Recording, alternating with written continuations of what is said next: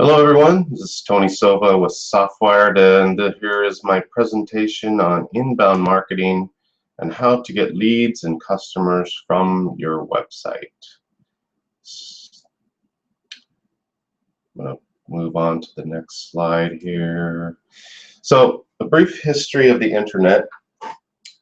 These are really random dates here, but really, the internet is pretty new. It's just pretty young. I think the actual internet was started in the 1980s. So the 1960s, technology is founded via packets sent between computers. 1970s, private networks are created, linking computers together, intranets. This is kind of when I started working in the computer industry.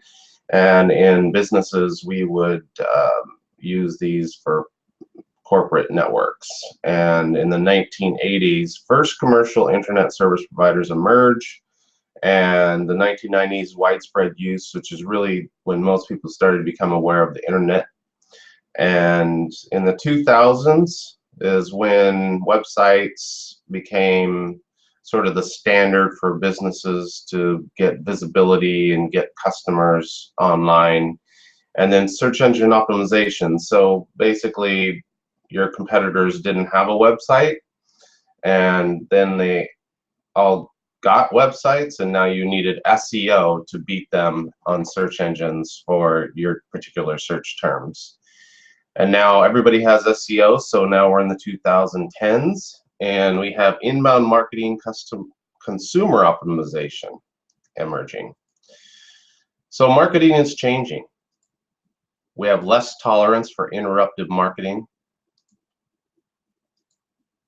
People want answers and not ads. We have on the website the ability to control what is presented before us. If you annoy me, I will leave. It's easy to get information elsewhere. So we don't want to interrupt or disturb or annoy or generally irritate our visitors to our website. The website is basically built to incorporate a buyer journey. There are 3 stages to the buyer journey. The first stage being awareness. So this is basically the first time somebody that you don't know or doesn't know about your business or service is going to attract. That person's brand new, never seen the website, going to be looking at the overall design, the aesthetics for that first 3 critical seconds to get their attention and to get them to wow and to understand a little bit more and be able to engage further. The second stage is assessment. So these users have already come to your website maybe before, or maybe they're engaged enough to click on one of the navigation links or something else, and they're going to be comparing your services to your competition. So you want to make sure that you give them all the answers that they're looking for. And then decision is when we are actually converting. And so a lead, I'll talk a little bit more about that later, but a lead is a conversion point. So how do we get there? So here's a diagram from HubSpot. Strangers come to our website via blog, keywords, social media, and become visitors. So strangers here become visitors, and this is where we're looking to engage them further. So we'll have landing pages which have a form on them and a call to action to that landing page to give some sort of offer that has value in exchange for their email. At that point, they become a lead, and they go further down the process into emails, email marketing. We're going to do workflows on those. Email marketing is a very much active and profitable method of marketing if it's done properly. The problem is that most people don't do it properly.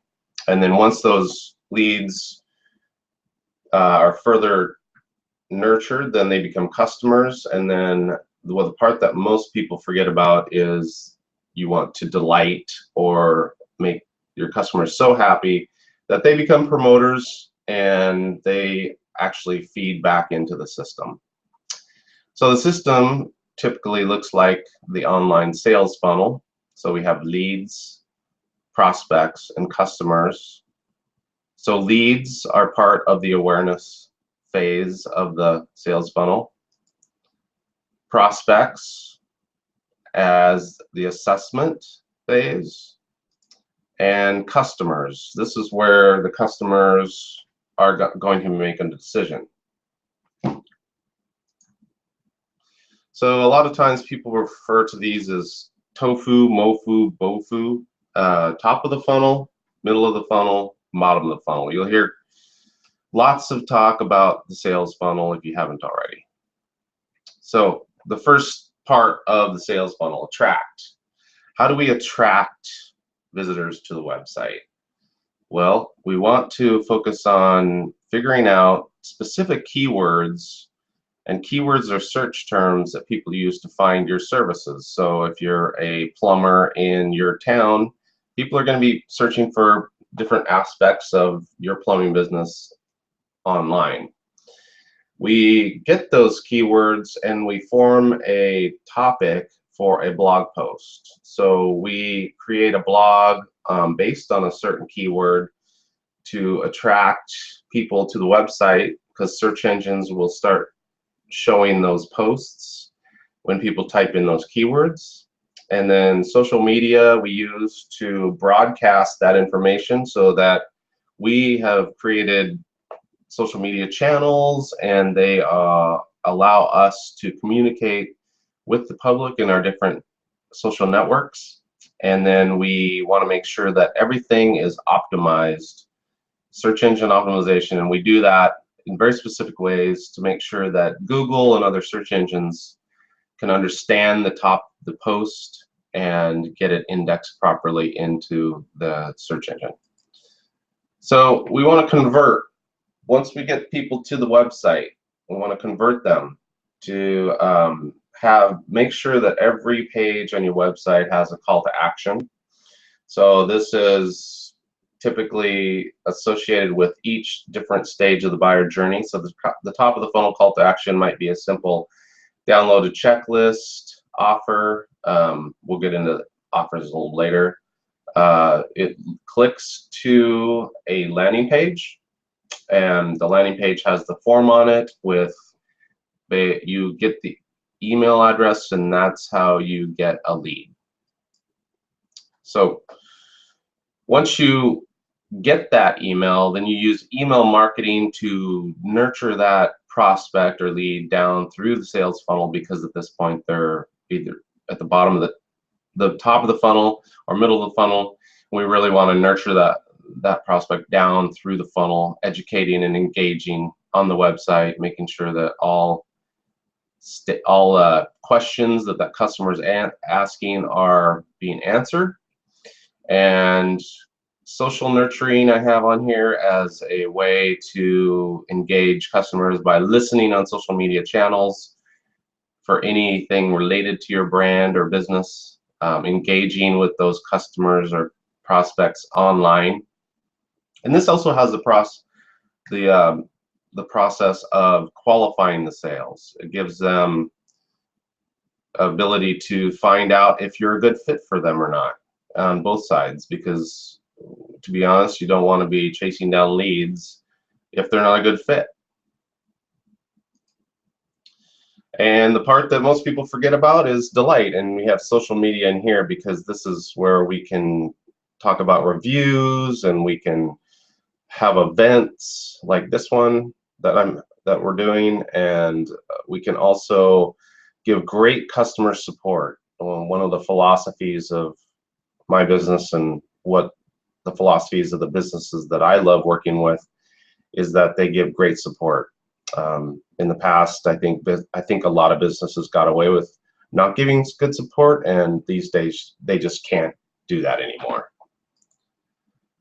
So it's like dating. Back in the old days, you don't get married, well, not in the old days, in the current days, you don't get married on the first date.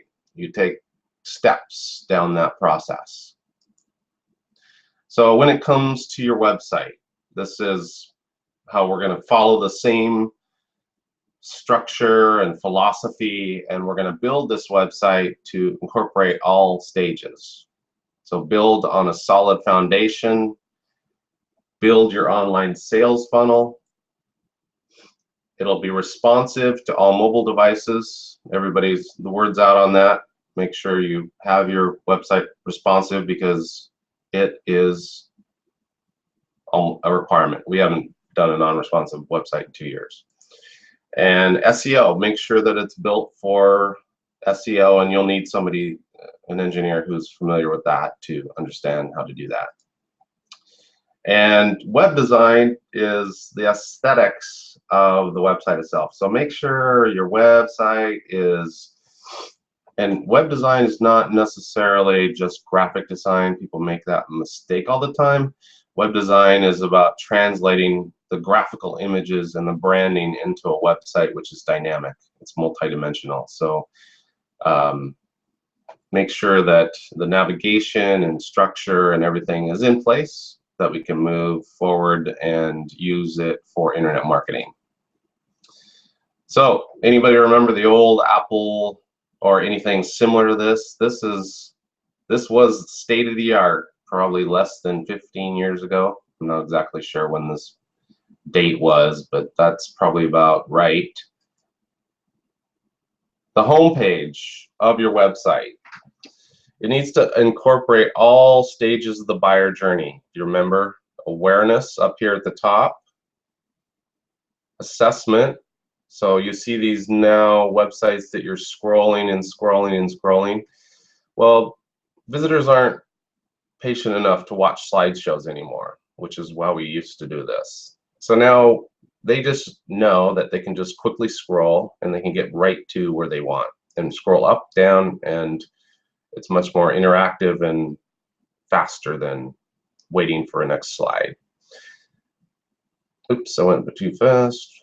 And then the bottom here is your decision-making point.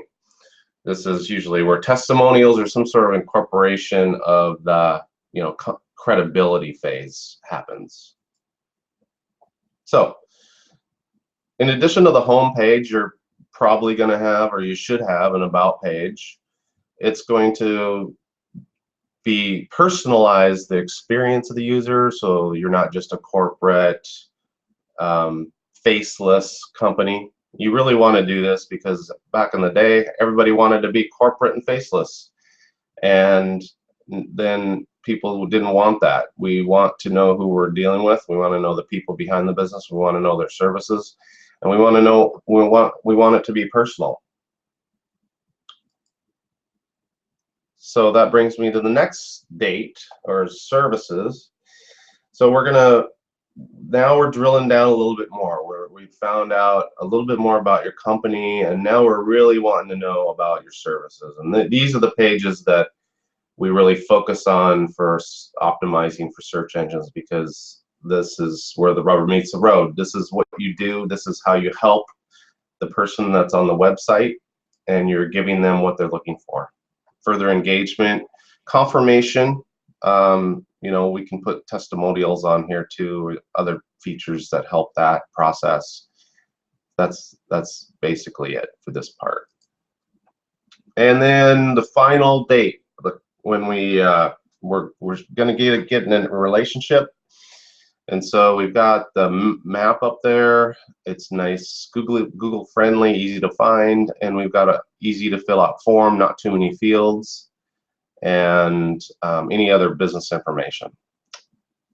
So this is really important that we optimize if there's any glitches or things that don't seem to work well, you want to make sure that your forms and the flow is flawless. So we'll talk a little about pricing. pricing is sort of the redheaded stepchild of web design. It's something that most people don't have on their website. And why do they not have pricing on their website? Well, the most common term out there is because your competitors, you don't want your competitors to know what you're doing. Well, I can tell you right now, your competitors know exactly how much you're charging. And then, so what happens when you don't get the pricing information on a website? You leave. So pricing can be anything. Pricing can be very complicated. The answer to how much do you charge can be many different things. It doesn't have to be, you know, $50 for this, $1,000 for that. It can be, well, it's complicated. That's an answer. And you can describe how complicated that process is to determine the pricing, but at least answer the question. And you'll start to hear more as I talk about, and customers are asking questions and we're answering them. So search engine optimization. This has been one of the most messed up marketing, misunderstood process in the marketplace today. Search engine optimization has been abused, and people have spent millions and millions of dollars on this process and not understood and not gotten a lot of return on your investment. So I'm going to simplify that process for you right now. The first thing you want to do is to optimize your website pages. It's a very simple process. Page title, content, keyword density, metadata description. It takes us about 1 hour per website page if we have our focus keyword. So it's not a hugely expensive process, and this just helps get your sources indexed properly and make sure that, generally speaking, the website itself is optimized. There's not any problems from Google, and we review and make sure that all those things are taken care of. And then it's also really critical for local SEO. Local SEO has changed dramatically just recently. Google My Business is really important that you have that optimized as well for local search map results. So anybody know what March 2012 was? The Google Penguin update, anti-spam for backlinking. So back in the days before 2012, if you wanted to get better search engine results for certain keywords, you'd hire somebody like me, and we would do a bunch of stuff, optimize your website pages, and then start building backlinks. That got a lot of abuse. And so March 2012, Google declared war on SEO firms that did this, spam linking. So now if you're doing it, you are risking getting penalized, and getting a penalty removed is a very long, arduous, and difficult process. So you basically do not want to be doing that and doing any kind of link building or, you know, spam linking as part of your SEO strategy. So how do people find you? Now this is pretty interesting. People search in a different way than people think. So a short keyword phrase, if you were a plumber in Bellingham, you would type in Bellingham plumber. Problem with that is that's not how people search. If you see that the long tail keywords are more descriptive. So if I have, say, a kitchen sink repair, I would type in kitchen sink plumbing or something more descriptive. That would bring up more descriptive web pages rather than just a whole list of plumbers in Bellingham with no contextual information or anything that could be helpful. So this was interesting because this graph I found was from 2009. So I would even bet that long tail keyword search is even more critical or even higher now than it was before. So what we do, how do we get to the top of search engines for the long tail keywords? We answer customers' questions. So if we were a plumber in Bellingham and we wrote a blog post about fixing kitchen plumbing, then that's going to be showing up on search engines. That's going to get somebody to your website, and that's going to get them in your sales funnel. So that your customers are online right now searching for answers to their problems. So we write blog posts, we answer the questions. So they ask questions, we answer them, and we answer as many questions as we can think of that are reasonable, and this also gives us an opportunity to qualify the potential lead, because then they are looking for the services that we offer. So spend all this time, money, and energy building this online marketing machine. I like Ferraris, so what do we do now? We start blogging. So we're going to answer our customers' questions. We're going to, the origin of the word blog was weblog, and it got shortened. So blog is, people, don't understand a lot why we blog and think we're going to answer these customers' questions, and here's how we're going to do it. The first thing we're going to do is we're going to research keyword, and there's tools online that are free that we can do that to figure out how much traffic, because you want to be writing topics about things that people are actually questioning, and we don't have to just guess. There's a tool to figure out that. Sometimes we do the page title first, and then we kind of restructure things a little bit, because the title that we think we're writing about may be different than how people are actually searching. So we can, and also we want to make sure that the title is interesting, and there's different things that we can do, and things like numbers are really more effective, the 10 best things of whatever it is.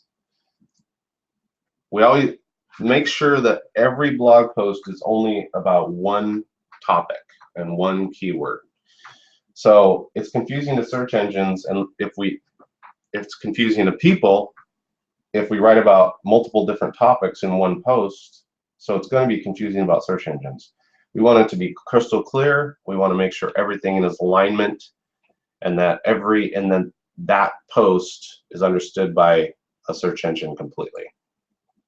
So that's how we optimize the post. We make sure that it's basically in a search engine language that it's easily understood, and that will benefit as much as possible.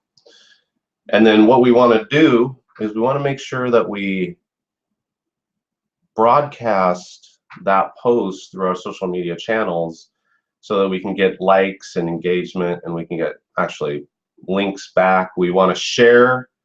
The more your content is shared across social networks, the better it is for search engines, because search engines will be looking at that as one of the signals among many.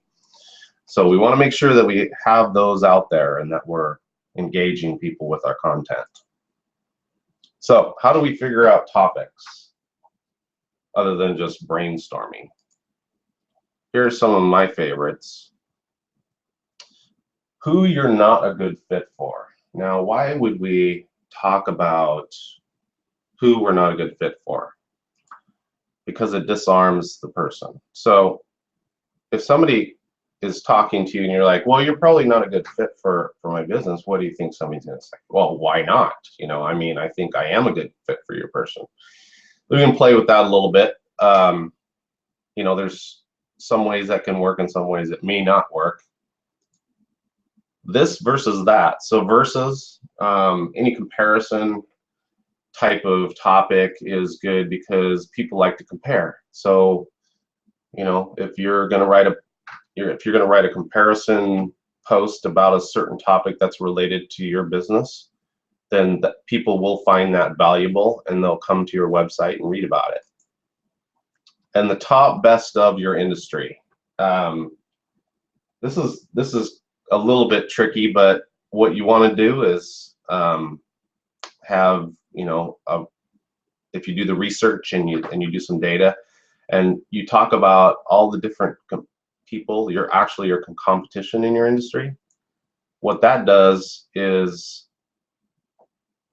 gets them to your website, but don't include yourself, because what happens there, they're gonna actually, the value is gone because you're just promoting yourself.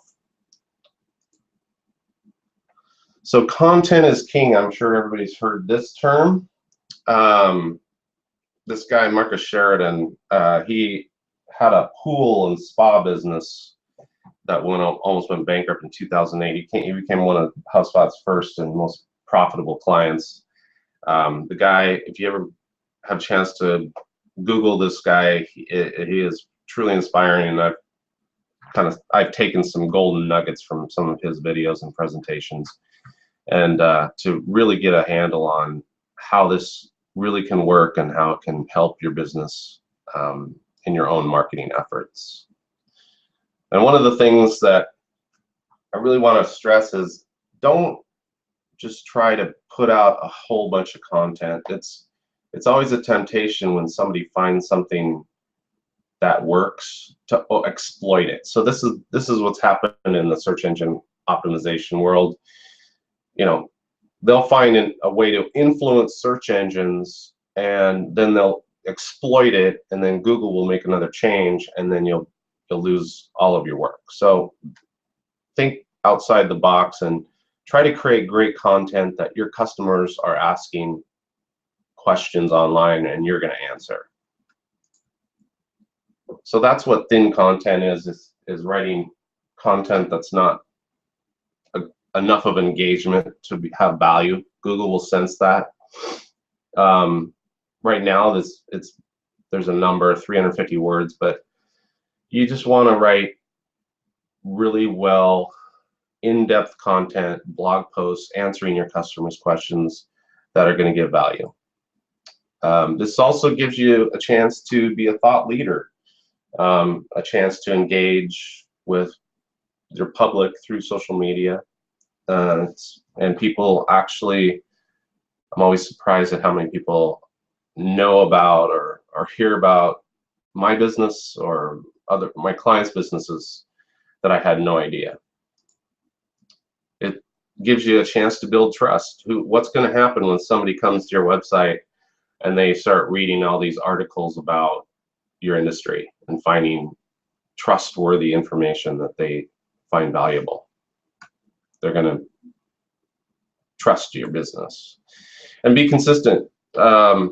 Even if it's once a month or once every other week or once a week, try to set a schedule and stick to it. Make sure that you're consistently blogging and not getting distracted and just letting it go stale. There's a lot of data behind being consistent and creating content, and that's the core of a search engine. They want fresh, new content and want that delivered to their subscribers, or actually their searchers. So offers, a little bit about this. Offers live on landing pages, so this is a conversion point of the website. So we're going to make an ebook or some sort of download for free, and what we're going to do is we're going to, in exchange for that, give something of value for something in return, your email address. This is, like I said, a lead conversion point. And I thought there was one thing left. It's different offers should be allocated for different parts of the sales funnel. So as you go deeper in the funnel, you give a deeper level of content. So a bottom of the funnel call to action landing page offer may be a webinar or something, or a product demo. So a call to action is something to help the visitor figure out what to do next. So make sure, and I see this all the time on websites, make sure that when you get down to the bottom of whatever page you're reading, that there's a call to action, that you just don't stop. And because what happens, people just go somewhere else. Take them through the next step. It's the buyer journey, the conversion, the path through your website. Tell the reader what to do next. Conversion path, here we go. Different for each stage. So landing pages have a very specific structure, and a lot of people misuse. They don't particularly understand what a landing page really means or how it should be structured. The first thing, so the call to action links to this page.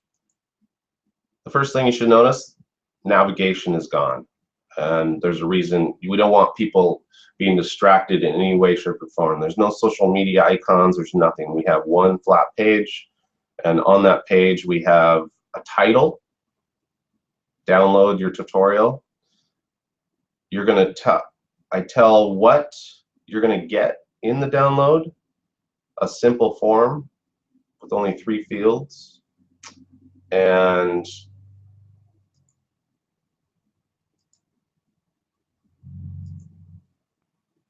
tells what you get. Lead conversion. Okay, so a form, in here I just talk about, they live on the landing page, different forms for each stage of the sales process. More fields for bottom of the funnel. So more engagement, webinars, product demos, those kinds of things. You'll ask for address, business information, more and it helps to qualify and engage that particular visitor. This is where the lead is created, or it's actually created again. So email marketing, still one of the most effective marketing channels today if you do it correctly. Now here's the thing, don't spam. What does that mean? The canned spam laws are very specific. Use MailChimp or something to make sure that you're following all the best practices, and you're not forcing somebody's inbox with your emails. Make sure you're giving value for every email, and the most important thing is don't sell your services in email marketing. Put links to other resources, give information, help people understand and get educated. This is an education of the sales process.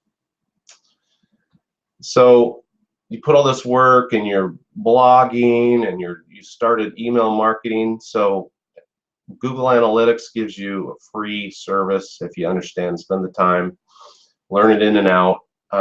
It has so many tools in there, you'll never run out of things to research on data. It's a way to prove the ROI and actually see where people are coming from and what blog posts and landing pages they're actually landing on.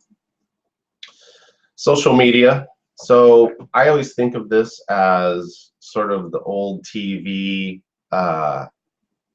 channels. So now we have basically our own channels that we can subscribe to or participate in, and it's the old way, of course, it just came to you, but now we have two-way communication.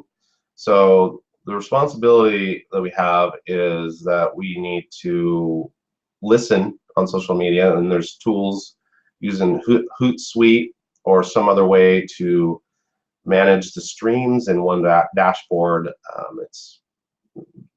I highly recommend not going to Twitter, to Facebook, to YouTube, to Google Plus, to get all your streams in one dashboard, and then it'll save you huge amounts of time.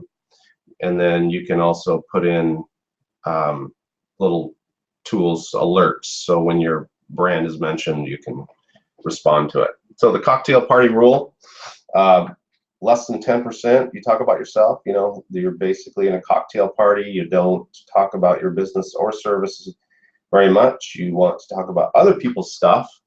May be counterintuitive, but that's how social media works. And so if you get on Twitter, you'll see all these people talking about other things that aren't related to their business, and that creates the engagement and the relationship that you can do to find and engage and nurture your prospects. So focus on your best channels. Start with the top 3 and work your way down. There really, honestly, isn't much more that I do other than the top 5. I do not even really use Pinterest myself, but starting to use YouTube a little bit just from this presentation. Hangouts for Hangout on Air is pretty awesome. So, conclusion, inbound marketing is the process of attracting visitors, converting to leads, and closing as customers. But don't forget to delight. That's probably the most important thing. And all my information is on the current YouTube channel. Appreciate you listening, and have a good day.